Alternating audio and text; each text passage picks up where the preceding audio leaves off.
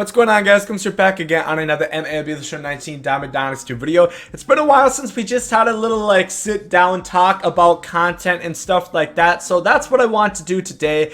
And I want to talk about the Signature Series cards and the overalls of cards that we're getting right now, being that it is just on the brink of heading into the month of July. And just want to talk about things, get your guys' opinion, and then give out mine as well. So as you guys know, yesterday we saw the release of a guaranteed Signature Series pack, which has 9 brand new signature cards in them, the lowest being an 88 Rick Ankiel, but of course you are guaranteed a 98 Keith Hernandez. It is a choice pack. You're guaranteed to get at least the base tier, so you can pick between Russell Martin, Keith Hernandez, or Rick Ankiel. And then you have the mid tier, which has 2 99s, and then the rare, which is all 99s as well. Of course, that pack is currently going for 40,000 stubs, and you are limited to 1.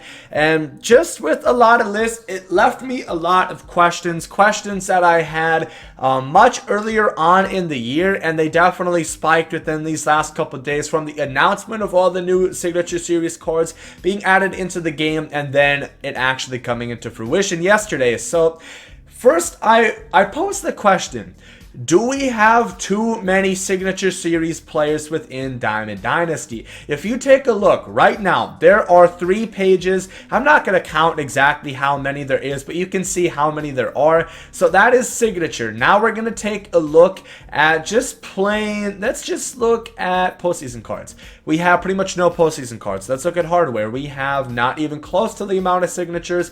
All-Star's close. It's onto the 3rd page, but it's not quite there. Impact Veteran, we don't even have a full page filled out. Breakout, they do make it onto the 3rd page once again, and then Rookie just gets not even quite 2 full pages. That kind of should say something. The fact that we have more signature cards than any other tier of cards, more than Rookie, more than All-Star, more than hardware. In short, you could say that, you know, it's because the awards haven't came out yet. They're going to release more then. But wouldn't they release more signature cards then as well? Because these are the best versions of cards. So would they be releasing lower overalls later in the year? That doesn't really make much sense. What I'm kind of concerned about is that we're going to see something similar to last year, where they jump the gun, they give us the best cards way too early on, and then we are left with, you know, having the same stagnant teams. I do quickly want to say it is not same teams. It is not that problem from last year. Are there definitive some of the best players in the game? Yes, I would say so. Like, you can definitively say, who's a great example right here? Like Kenley Jansen, you know, like Billy Wagner. Those are some of the best relievers in the game. That really is without question. Lefty Grove is one of the top starters, so is Clayton Kershaw. Some of that stuff is just given, but there is also an inverse to look at it, and trust me, I'm looking at both sides of the angle right here. Yes, we do have maybe way too many signatures, but it also does leave plenty of opportunities and plenty of different varieties of combinations for people's lineups. For example, here's my lineup right here: Tony Gwynn, Curtis Granderson, Ichiro, Jose Reyes, Mike Cat, Frank Thomas, Alex Gordon, and then Russell Martin. I have never, well, albeit 2 of these cards you literally couldn't obtain until yesterday, but I don't really see the same combination. I see similar players, and that's just because they come out of the XP reward path. But you know, that's to be fair. I like the XP reward path. I like how they did it. And like I said, there are players that you see very often. I think pitchers is the worst of all. Pitchers are a lot worse than the hitters because there's a lot of different combinations I see hitting wise, a lot. But pitchers, I pretty much see everybody has Clayton Kershaw and Nolan Ryan on their teams, and a lot of people have the Madison Bumgarner as well. I had him for so damn long, but eventually I sold him because since everybody had him, everybody was so used to facing him, where he became not easy to hit, but he became a lot easier to hit than he was when he first launched into the game. And then you know, he still pitched pretty well for me, but you guys get the idea. If everybody sees him, they're going to get more acclimated, and they're going to start hitting you more. So that's just really what I'm concerned about. I like that there's a diversity within lineups. I like that there's different players.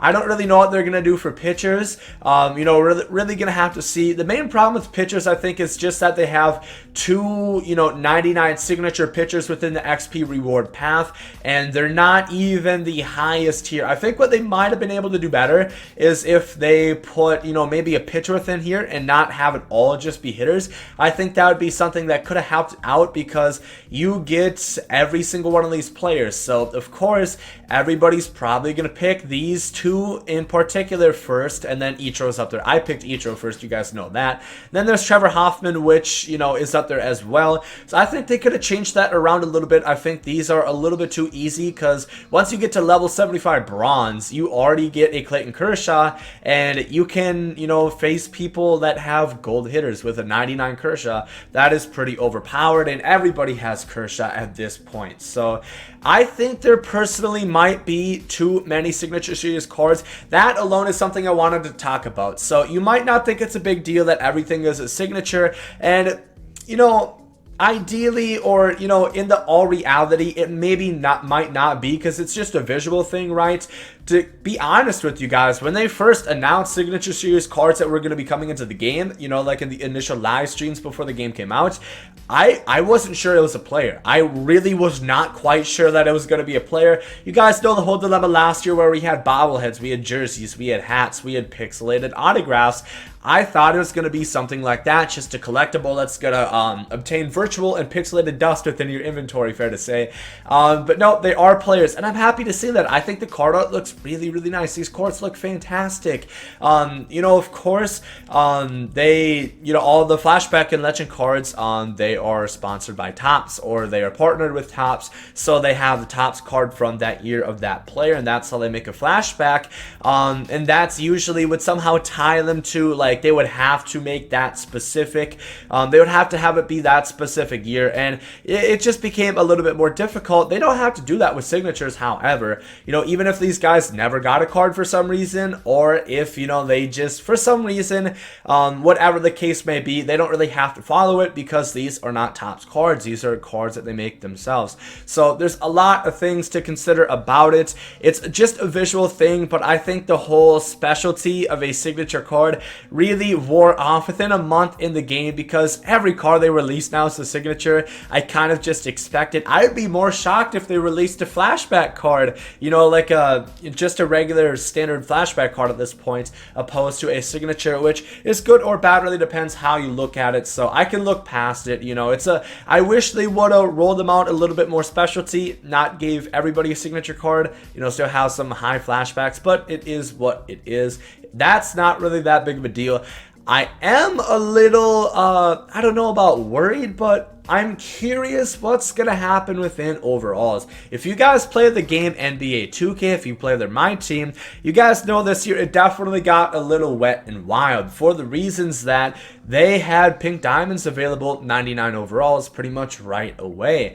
And we already have almost a full page of 99 overalls. We are missing, what is it, 5? We're 5 off from having a full first page of 99 overalls that you can buy on the market just like that.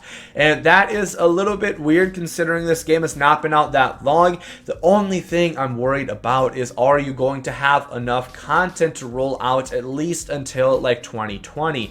Because once 2020 hits, there's just a couple months left, then I think you guys can really like relax. You don't really have to put out too much content, you know, still have new ranked seasons rewards, still have new events, but other than that, I don't really expect us to get new set headliners each and every week by that point.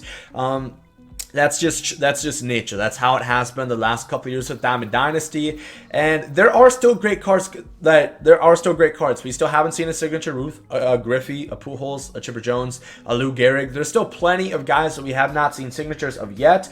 I'm just really, really hoping, and it's already tough because I see people complaining like, oh, why wasn't Pujols one of the signature cards in this pack? Oh, why wasn't Chipper Jones part of the 4th inning program and stuff like that? I'm worried if they do release those cards right now, who are they going to possibly release that is going to be better than the cards we already have, you know, months in advance? That's really what I'm concerned about, because I think we could all agree, like, there are going to be consensus the best players at every position eventually. You know, we're gonna have Pujols, Gehrig, and Frank Thomas. Those will probably be like the top 3 first basemen that we really see in the game.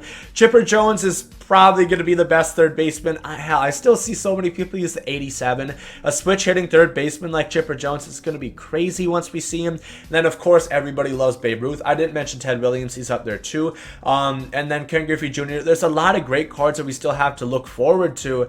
I'm just really worried how they're going to do this, because I assume if you look, we have 9 spots, which would make sense. 9 innings. Have 9 innings. That's how many innings are played at a baseball game. So we still have 5 more innings to go, assuming those are all going to be 98, 99 overalls times 3. That is like 15 more 99s that we're going to see alone in the programs. Then all the new ranked seasons, all the new Battle Royale flawless rewards. So 2 per ranked seasons a month, 2 per Battle Royale a month. Hopefully they continue having good signature event rewards. And then also sets, because we're already starting to see some of the set overalls drop a bit. Well, at least until this one. Like the last time we had, I believe, Justin Upton, and then it was Jim Palmer, who are not innately bad cards, but they are 95 overalls, which, you know, it's just weird. I was always a big proponent of them gradually advancing in overalls. I think that would have been a little bit better of a choice. I'm still having a lot more fun this year in Diamond Dynasty than I was last year. Trust me, I think the content is miles better. But I don't think it's bad. The only thing is I'm concerned and I'm curious how they're going to do this, because it's definitely going to be interesting, because we're already seeing like that Keith Hernandez, granted he's pretty much guaranteed, a 98 overall goes for $23,000 on the market. The Travis Hafner that just released in events, I wasn't sure how much he was going to go for. He goes for nothing. You know, he goes for twice the quick sell value, and that makes me believe that Omar Vizquel, he's not going to go any more than like 30,000. There's no way. I do know that you have to get 5 vouchers for Hafner. It's 9 for Vizquel, which means you have to play in all 3 of the events. He's going to be no more than 30K. So it seems we're going to be seeing something like 2K, where you know, these cards are just really cheap and everybody's going to have like a 99, you know, a 95 plus team before the end of summer, which is what it is. And it's okay. If it was like last year and it was just the same players that you saw like with the Immortal programs, then I'd have a problem with it. You know, we're still seeing different players. There's still different combinations of players being used, so I'm happy about that. The only thing I'm still concerned about is how they're going to roll out the content and make sure that we still have new content that is going to surpass the old stuff that we already have. Because I hope that you guys are getting my point. If they release like Albert Pujols, if they release Griffey, Chipper Jones like in the 5th inning program, then how are they going to release the next months? That is going to be better. That's when we run into the problem. If you look at guys who have the best team available, then they get bored because there's nothing else to do. You know, what's there to grind for? I already have the best cards in the game. That is what I'm curious and concerned about. But other than that, I think content is still pretty damn good. It's better than last year, and I'm a much bigger fan of how they're doing it this year opposed to the Immortals, because it seems like they have somewhat of a plan. And you know, even if the cards are fake, you know, Adam Jones, I don't care. Be a huge Orioles fan. He was never a 96 overall, but I don't really care. I really could give a damn less, as long as you don't dip into the 2K levels where we have a Shaq that has an 88 3-ball. We're fine. I don't know if you guys saw that, but a Galaxy Opal Shaquille O'Neal just released on 2K that can do point guard triple moves and has, you know, if you can put a shoe, you can advance his stats. He's going to have like a 95 3-ball, which is insane, which is crazy. As long as Diamond Dynasty doesn't get to there, I think we are going to be okay, and it's still going to be a fun year. So just wanted to have a little bit of a talk. Let me know your feelings down below in the comment section. What do you guys make out of this? Did they overuse the signature series card type? What do you guys think they're going to do for overalls to keep the content fresh, flowing, and popping the rest of the year? If you guys did enjoy this video, make sure to like down below. Hope you guys are great today. There, guys, I'm out.